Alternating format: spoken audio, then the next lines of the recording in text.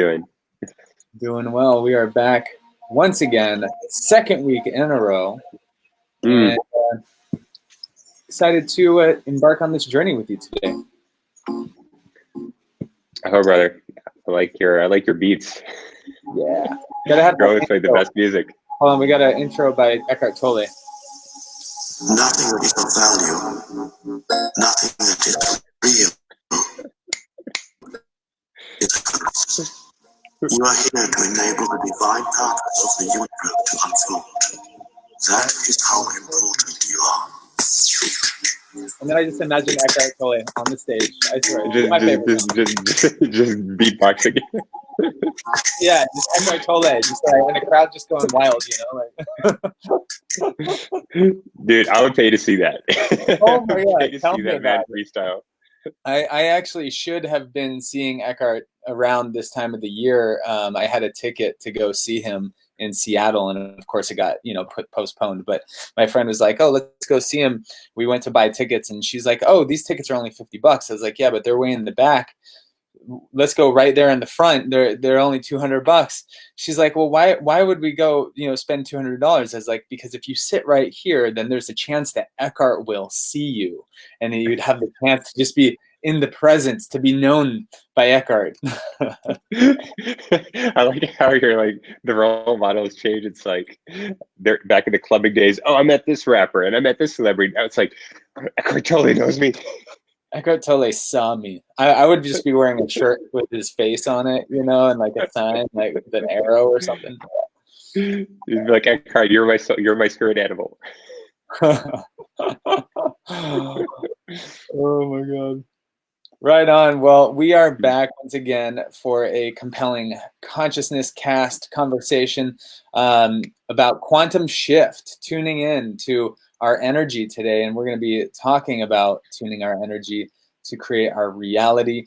We're going to be talking about letting go of past programs, unconscious beliefs, and self-sabotage that so often many of us experience. And I can honestly say that you, Alex, are one of the greatest minds when it comes to just peak performance. I mean, you and I have had a lot of really deep conversations, and what I'm really excited to just like explore with you is what the impact is. What is the impact when we start to weed out those old programs, and then we start to activate that quantum computer, that is inside of our body, and so you have a deep history with doing this work, and I'm just curious, like, where would you like to begin this conversation today? Yeah, it's good to hear. Good to be here again, brother, as always. And I think many people maybe underestimate the power of those patterns in their lives. And just like we were talking recently, how there's probably at least 3 stages of identifying. You get to be aware that you have patterns, you get to then find them, and then you get to clear them and shift them, right? And sure, you can have an extra stage of celebrating that, yay, I'm pattern free. And in the very first step, it's recognizing that your subconscious drives most of your, like 97% of your life is driven by your subconscious. And until we gain full awareness of what it's creating, why it's creating it in our lives, and then seeing the ramifications of continuing to do that, we're unable to clear anything because we don't know. We're unconscious about it. And what happens is many people perhaps start with therapy, which is typically the trigger point for examining our patterns tends to be pain. Like sufficiently significant event happens to where we realize, however we've dealt with it in the past is not going to work this time. And so we need another way. This is typically the jump off point for people to, I know it was for myself, okay, maybe I'll start with therapy and start learning about myself. And literally within the first few weeks, my therapist was like, oh, maybe you should like look at this and this. And so I started going down that rabbit hole a few years ago and seeing how, oh, wow, like I'm picking partners based on actually like my childhood patterns. I'm picking my career and my, I'm picking my kind of work relationships the same exact way, and recognizing how pervasive that is in our lives.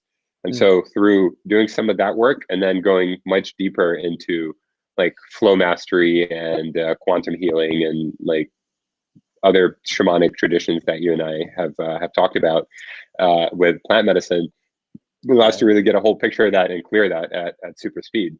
And that's kind of for like probably the basic intro. It doesn't mean you have to start with therapy. It doesn't mean you have to go in any of those, but it's important to be aware how big these patterns are. And so if you've ever been in a relationship where, for me, I know that pretty much in every relationship, there came a point like 6 to 12 months into it where I suddenly realized, wow, I don't like this person very much. And I don't really feel good here. And I also don't like myself for staying here, but I'm also afraid to leave because I'm more afraid of being alone than I am in being in a comfortable situation. And comfort equaled pain at the time. It was familiar. And you can imagine the cycle that creates. And I think many people get stuck in that where we think relationships are a lot of work. Oh, maybe this is how it's supposed to be. Maybe we're supposed to be arguing. You know, nothing is perfect. And society tells you that. And so we're hardwired for mediocrity. Oof. And so we get to get out of that. Stop tolerating a job that you barely tolerate. Like you're going to work and you say, oh, okay, I guess life is not meant to be fun. I guess I'm meant to do this. I'm meant to provide a paycheck. That's bullshit. Like you can do that. That's definitely a choice. However, guess what? We do still continue making that choice knowing that there is at least a 1% possibility that life can be magical and that life can be fun and amazing. And it's meant to be every single day. Can you allow yourself to continue taking that decision? And it is a decision because now you're going to be conscious of it, that you're having the life that you do because of your choices, unconscious ones. But if you know there is a better reality or a more fun one, why wouldn't you take that choice? Right. Right. Yeah. You know, and I mean, you touch on so many interesting things because, you know, you hear that quote, history repeats, you know, and it's like so often we see those patterns come up, you know, especially like right now I'm visiting my family here in Oregon and you know, I get to, you know, I travel throughout the year and then I come back and I get to like just see, you know, my parents and it's fascinating to reflect on how much of a reflection there is there, you know, and at the same time, you know, it's like you get to see where you have room for growth still, you know, and so we have the opportunity to break free from that mold of, you know, because like so often we go for people that are similar to our parents in relationship, or there's, you know, certain patterns of communication, and then it leads to this life of mediocrity, which is essentially settling for,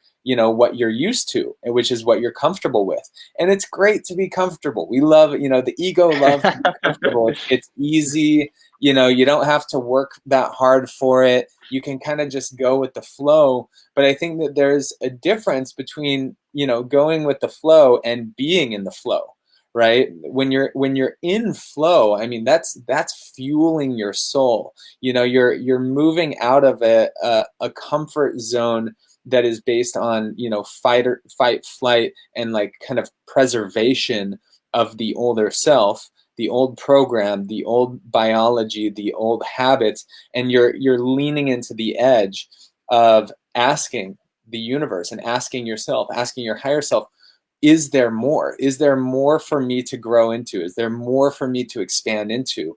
And there's a deeper yearning that I believe that our souls are calling for, you know, and so this is really an invitation for us to begin becoming aware of what are those habits, what are those behaviors, what are the addictions, what are the, you know, the things that we've inherited from our family and from society and from the media. You know, you look at like how much the media is controlled by, you know, the powers that be, you know, the puppet show that, you know, it's like, where are we being influenced from? And is it extrinsic motivation or is it intrinsic motivation? And how can we move into a deeper state of intrinsic motivation that is essentially your soul's mission, your sacred mission, your soul's path, that inner calling, that inner fire that we're stoking on a daily basis to transmute. I wore my transmute shirt today. To transmute those old neural pathways and step into our greatness, the greatness that we are, that is our birthright. You know, it's our God-given birthright. Oh, and to build on that, maybe my invitation is, don't take anything that we say as truth. Don't take what anyone says as truth. My invitation is to feel it out for yourself and see if it applies. And if it resonates, only take that. Only trust your own experience, your own higher judgment, because your intuition is always the best judge of that. And so feel into what would it be like, you know, if there is a possibility that the media has its own interests, because it is a corporation, it is a company, it's run with profit in mind. And just keep that in mind, where the sources of your information comes from. And growing up, I know I had my parents and I had their circle of friends, and you fall into that, right? Now, at some point, you actually realize, oh, I could choose to go outside of that. You mean I don't have to take what's given? And if I listen, like I feel like I was always kind of the odd person out in my family circles. And it came probably from, you know, unconscious competence and maybe ego earlier in my journey, but where people were, let's say, of a certain income level, what was normal, and you need a certain level of education, a certain number of like 20, 30 years in a career of hard work to reach that financial income level. For me, I was like, I literally don't understand why that's a rule. I'm like, why can't I have 10 times that the very first month? I just don't understand. And like this ability to question, like, why? Just because something has been done a certain way, which is, by the way, how we end up doing things. Like our parents have done things a certain way, and now they're passing on the best of what they've learned with love to us. And it doesn't mean that what applied a day ago, a year ago, or 10 years ago, or 50 years ago is still applicable. And so we're taking them on, and from the age of 0 to 7, we're literally just taking on everything around us with no discernment, because our prefrontal cortex in our brain that gives us that ability to discern for ourselves has not been developed. And what ends up happening is we are programmed in a specific way by virtue of our setting, our circumstances, our set and setting, for those of you familiar with ceremonies. And after that, there comes a point where you get to make a conscious choice, first of all, to accept full responsibility for your life, and to then see how to deprogram. And I'm curious on this one, I realized the other day, I always had this belief that made it easier for me. And it's an important belief that it's not that I thought that I was the exception to every rule, but I was always very good at not taking on other people's reality and other people's choices, irrespective of what was offered. And so this meant, you know, when I started my job and I was fresh out of college, I saw that, for instance, like this job got posted on the company website. It's like a 200,000 person company. And it said, okay, minimum requirement to be in this job is like 25 years of experience. I was like, okay, cool. Ignore that. The rest of it sounds interesting anyway. Apply. So, and then I walked into the hiring manager's office and I sat down with him and I said, look, I know you're not going to give me this job. I get that. And that's not why I'm here. I'm here because I want to show you that, to demonstrate that I'm interested in a leadership position. Here's what I'm going to bring to it. And I'm going to walk out of here with a project that you're going to give me. Nice. Which he did. And that totally shifted me out of it. And I became a project manager instead of working as an engineer. So I was leading a team of 20 people 1 month into my job. Amazing. And to me, this was totally normal. Like, it didn't even occur to me that you can't do that. Huh. And like this ability to see, okay, what are the choices? Somebody says, you want A or B? I say, first of all, I acknowledge, thank you for sharing your choices. And before I respond to that, I'm going to tune in, out of a field of infinite possibilities from A to Z to alien alphabets, what is the choice that I want? Maybe 2 choices that I want. And then how do I make that happen? Not whether it can happen, but how do I make it happen? And the question that you ask yields the result that you want. If you ask, oh, do I want A or B? Guess what? You're going to decide A or B. But if you say, what do I want? And then find a way to bridge that with the other person's reality, that's going to be really powerful. And that creates a different set of choices and timelines for you. Nice. Yeah, there's a certain sense of the capacity to tune into divergent thinking, right? To really diverge and to open your mind up into like an open focus state that allows you to really tune into the different possibilities. Because if you can open up your awareness to saying that there are in fact infinite possibilities, then when someone says, hey, I've got these two opportunities for you, you could then say, great, these are great, let me just pair these with infinite opportunities and weave that into something new.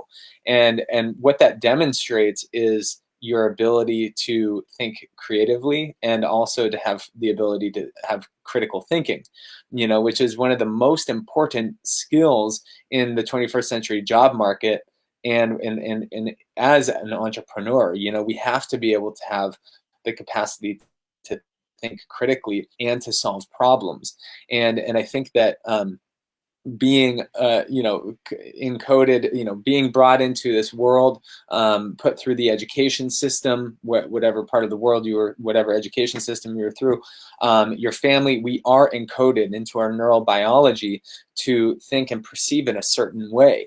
And so we need to realize and honor where we are at in this present moment with our emotional equanimity and our emotional quotient, our EQ, and our IQ. How big are we able to think? And I'll add to that SQ of spiritual quotient. Nice, your spiritual quotient, yeah. And it's like that idea of like becoming aware of what you don't know. Being willing to say, okay, I acknowledge that there's probably things that I don't know, and I'm going to start looking. And then you start to become aware of what you don't know, and that can be intimidating. That threatens your reality. That can be a threat to, the ground that you stand on, because if all of a sudden you were in a certain religion, then you realize that there's other beliefs that seem like they make more logical sense. All of a sudden your entire world is rocked.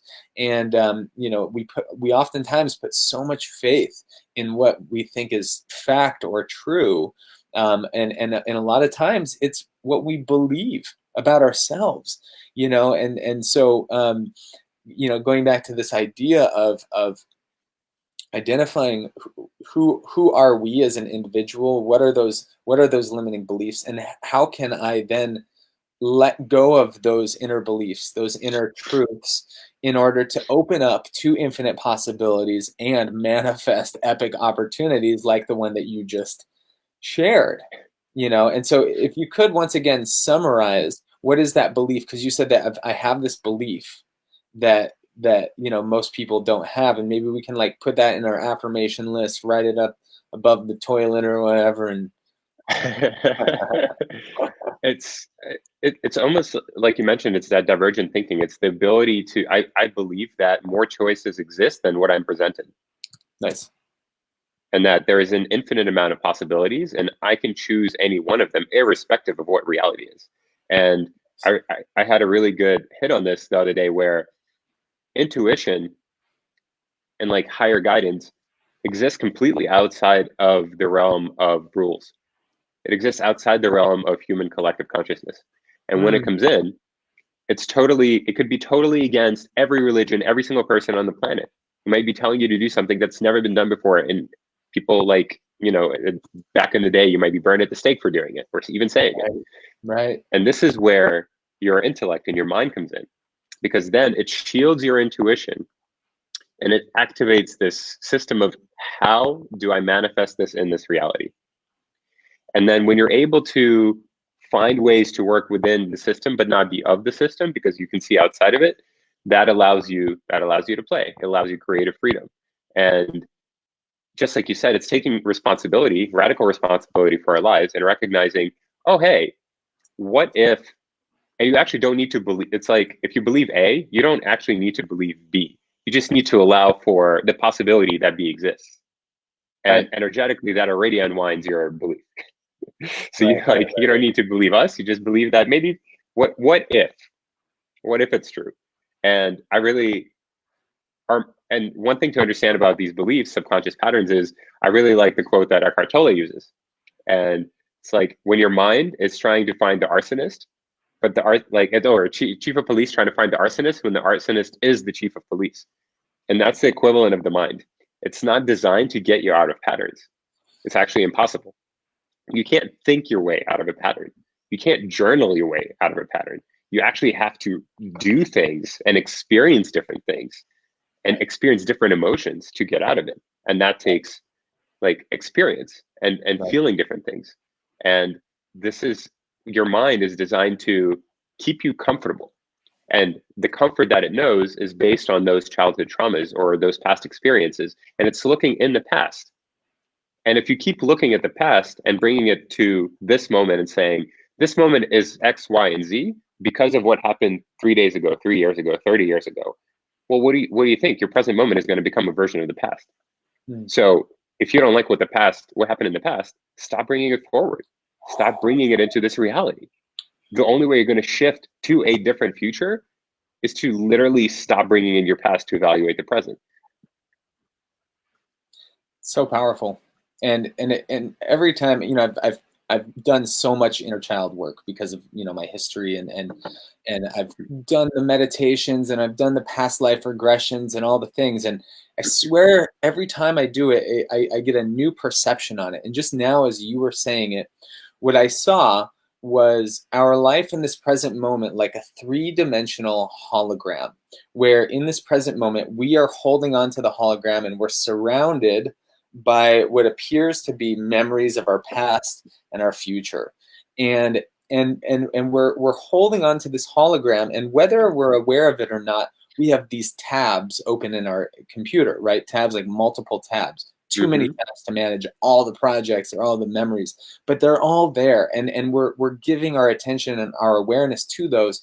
And until we do that inner work of really going back into that experience, no longer running away from it, but rather turning and facing the darkness and really just facing off with it and coming to terms with like what happened, and honoring that it happened in a certain way, and still unconditionally loving yourself, having the courage to go back into that experience without breaking down and going into the old emotion, because when we do that, we're hardwiring. Once again, the emotion is still running the show.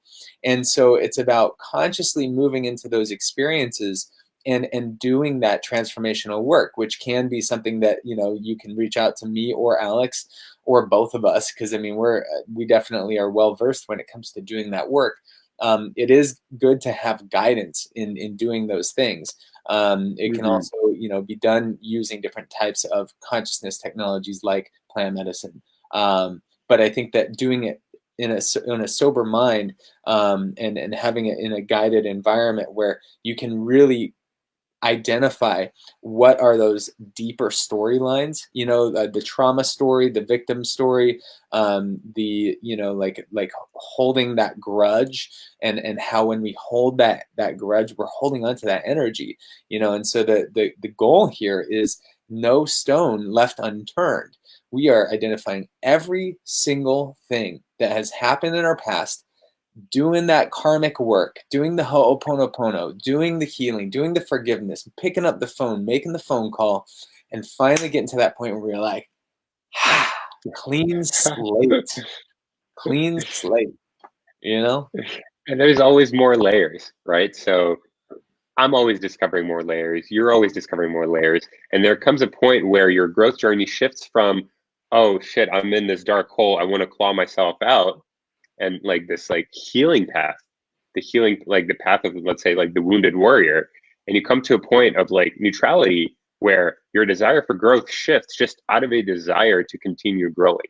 You're no longer interested in an outcome. You're just enjoying the process. And for me now, the best gift somebody can give me is to trigger me, because I have so few of these left that when it happens, I'm like, amazing. Because this means I know what to do with it. I know how to transmute it. And you mentioned facing off with the shadow, facing off with your past. Well, guess what? Your emotions are going to be stored in your past unless you know how to release them. And many of us, there's at least 4 modes of emotional processing, where the most common ones for people are repression/suppression and escape, where we just say, this doesn't exist, it's too painful, I don't want it. Or escape, I'm going to go to a bar, I'm going to go watch Netflix, I'm going to do X, Y, Z, etc. And I know I've done that in the past. Like I would watch Netflix for 6 months straight with my significant other because it felt much better than actually being in silence and having a conversation, because I knew where it would lead. And that felt like the easy way out. Okay. Wow. However, I acknowledge that. And then expression, which can be healthy and unhealthy depending on how you do it. But the best one is just release. You're just allowing the emotion to move through you. Emotion is energy in motion. And so going back into the past, that storyline, and being able to observe, and this is where it helps to be guided by someone, it's possible to just observe those emotions, fully process them, and move them through your system. And you need to do that on the physical, emotional, mental, karmic, and quantum levels to fully clear it. And so once you do that, that energy gets released from the past. So think of if you're in a spaceship, the past is like your past momentum, your past trajectory of all, like, your foot is on the accelerator. And every one of those past decisions is pushing you in a certain direction. Similarly, you're being pushed towards a certain set of probabilities, future timelines. Like the future is not certain, and there is a set of probabilities that you're always existing in. And you're being down selected to a specific set of them based on your past and based on the choices you're making now. So in order to alter your reality, you actually need to do the work. You need to go into the past and clear that and take your foot off the gas. So you stop going in a particular direction. And in parallel, connecting with the highest timeline of your future and choosing how to manifest that in your life. And this is maybe like some more advanced energy work. However, it's possible to actually select your future and pull that in and just choose, like, basically time travel. And it's this concept that past, present, future all exist in parallel, and you get to play with all of them once you realize you can, and then you want to alter your reality. Okay, this is interesting because, in a similar way that just before I was seeing this kind of like hologram, the present moment is where the universe is manifesting, past and future are a projection of this present moment. Because you exist, your past and future exist. And so as we start to become masters of our past and start to transmute the old stories and get clear on those unconscious behaviors and where those things came from and how those patterns kept happening in our life and why does this keep happening to me, and it's like finally we get to that point where we have that clean slate, and we've gotten to that point, that Jedi consciousness where we can we can see the trigger, and then in that moment we're just like shoo shoo shoo, like boom, it's like this isn't the trigger you're looking for. Cancel and clear, like there are no triggers from this moment forward. Like now we get to start moving into the future, and we get to start tuning into that holographic 5D consciousness that in this moment there are infinite ways that you could be experiencing this present moment, and those infinite present moment experiences lead to infinite future timelines. And in a similar way, you can start enacting those experiences in the present moment, and it's just as real as you instantly transmuting your past traumas and your past triggers. When you master those triggers, when you get to an experience where you could fall back to an old program and get upset or get mad or get jealous or get whatever, if you get to that point where you can just as quickly turn it around, you can just as quickly start to tune into the future and activate that emotional state, that state of being, that electromagnetic field that our body creates when we think and feel. We can turn that immediately and start to tune into those. And yes, we can go deep into the timeline of the future and visualize what we want to create. Yes, we can go deep into our past, to our childhood, or deep into past lifetimes. But it's also something of like in the present, like you can just activate the greatest potential of the present moment. Essentially, it's just like, how can you just get to that point where it's deep rooted, and that becomes the natural reaction to activate the greatest potential for the present moment. Yep, exactly. And you can do, and it's important to do all this work. And by the way, this is definitely a path of courage, because it's definitely the harder path to say, okay, I accept what society says, but I don't choose it for myself. And just to walk against the grain and being okay with that, and recognizing, one thing that's super important that I wish I knew at the time is there are people who are doing that. They're growing by the day, There are many of them, and you can be surrounded by people who love you and understand you exactly what you're doing and support you through that. Yes. You don't have to be in your circumstances surrounded by people who don't understand a single word you're saying. You will attract the right people. We've done it. Like, I know I've done it. I know you've done it.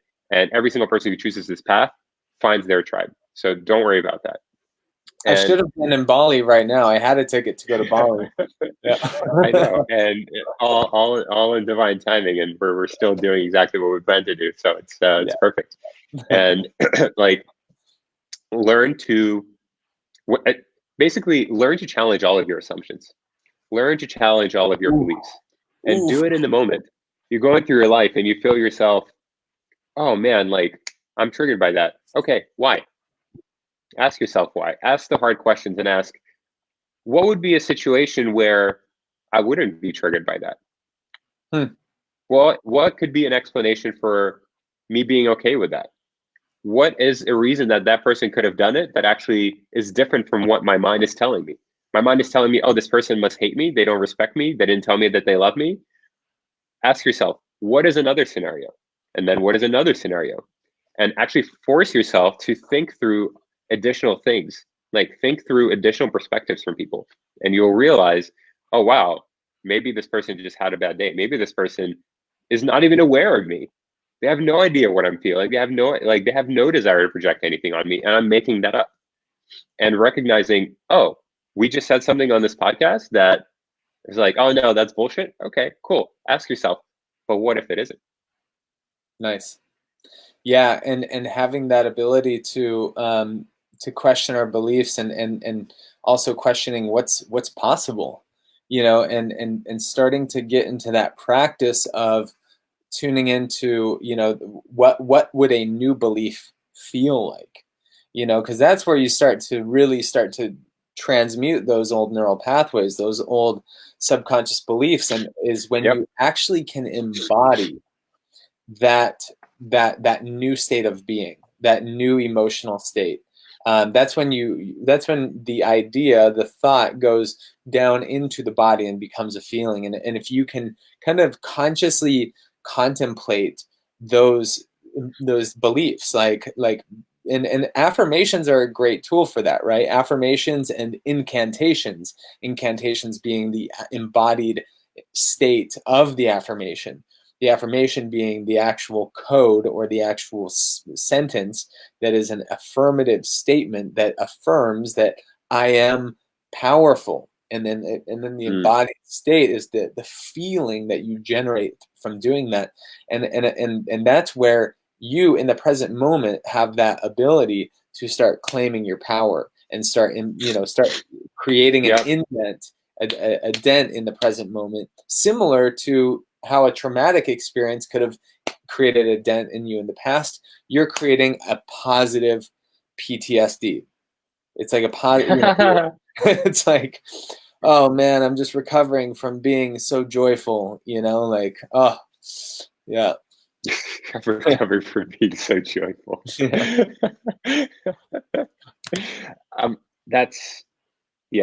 the ability to positively anchor new beliefs. And I want to touch upon the concept of the reticular activating system. So where your attention goes is exactly what you're going to notice. So let's say you want to buy like a bright neon green Ferrari. And guess what? Because that's in your focus, you're going to start seeing them everywhere. You're going to start literally seeing, you're like, I've never seen this before. How is this possible? Especially if you live in LA. Especially if you live in LA. And Ferraris. Or Dubai. Yep. Yeah. And and or Monaco. And guess what? You're going to see it. So the concept being, wherever you're choosing to focus your energy on is what you're going to notice. Now, what does this imply for beliefs? It implies that whatever belief you have, let's say it's a belief that the world is unsafe, you're going to look for data points that support your belief. Wherever you are in the world, you're going to look for people looking at you strange. You're going to interpret that as, oh, yep, I believe the world is unsafe. That person looks shifty. They might rob me. Guilty. I felt that for sure. And guess what? You're projecting that energy that's actually only going to structure the reality around you to attract the same thing. So you're actually more likely for that person to rob you because you believe that, not because that person wants to do that. And then the conscious action is saying, okay, what is a different belief? What is a more empowering one? First of all, deciding this one is great and it got me to here. I needed it for some reason and I'm grateful for that. Is it still serving me? And maybe the answer is no. Okay, if it's not, what's a different one? And in that case, you say, okay, the world is always safe and I always manifest amazing people and situations everywhere I am, which is a belief that I have installed and it's created amazing things. And guess what? You're going to look for data points of that belief and you're going to find them. Whatever question you ask, you're going to find the answer for. So wouldn't you rather ask the questions that lead you to have an amazing life?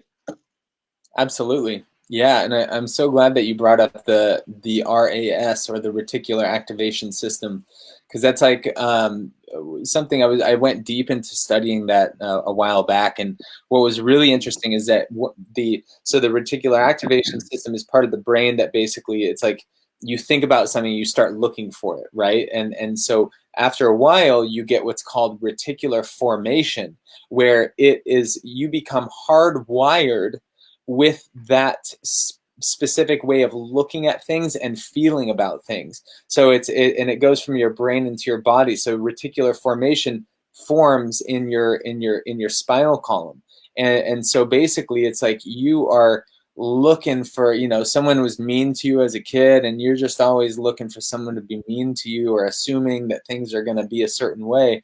And so we can start to weed out those old behaviors and those old beliefs by practicing new beliefs. And so one of the interesting facts around taking naps. When you take a nap, your brain, or when you sleep, your brain cells shrink by 60%, and these microglial cells will come in and they'll clean out the old neural synapses that aren't being used. And so if you are nourishing and hardwiring your brain and body to feel in a state of abundance and prosperity, and you're practicing those embodied incantations, then over a period of time, those glial gardeners will clean out those old pathways, and you'll be reinforcing that reticular activation system that is looking for you to be abundant. It's looking for you to be prosperous, and it's more expansive in that way. Yep, that's beautiful. And so basically, I think if we want to leave people with a specific set of like tools and hacks that they can use, maybe I'll share 2 or 3 and you can share 2 or 3.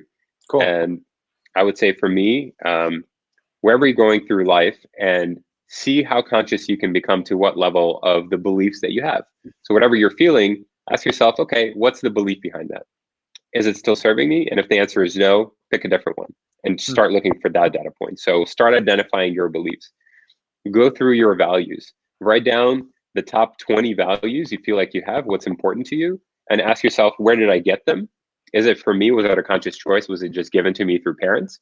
And if the answer is it's not serving me, pick a different set of values. So come up with a list of 2 to 3 of your top values and just know them explicitly. It's important to not just think about them, but actually voice them and write them out.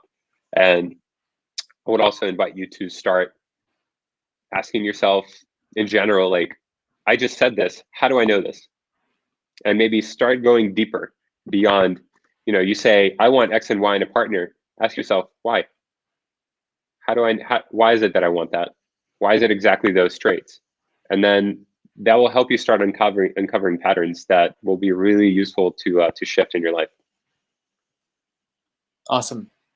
Yeah, I would just add on to that, when you're writing those values, to really explore the values around what are you really passionate about, in terms of what do you love to research, where do you spend most of your money, where do you spend most of your time, what do you talk about in conversation, what do you find yourself talking to yourself about the most, like what do you desire the most, and really starting to write about those things, because when we start to see a big picture, what we're starting to look for are where do multiple of those things kind of intersect, and then going back to what Alex was saying earlier around the idea of like, you've got these two passions or you've got these two opportunities. What happens if you were to put them together and add them into some other opportunities, and maybe there's a new timeline, a new pathway for your future that just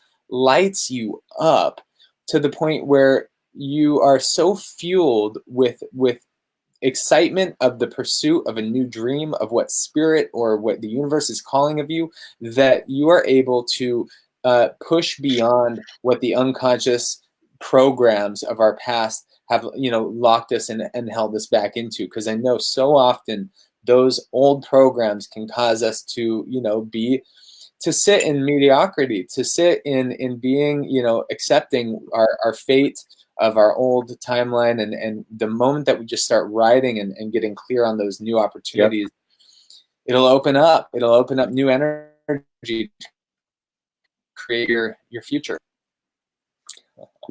I hope. And we'll go deeper into other things in the weeks coming. And so we're excited to be sharing more. Just let us know your feedback. Let us know what you think. And if there's any additional topics that you guys are passionate about, let us know and we'll cover those. Nice. A couple of comments here.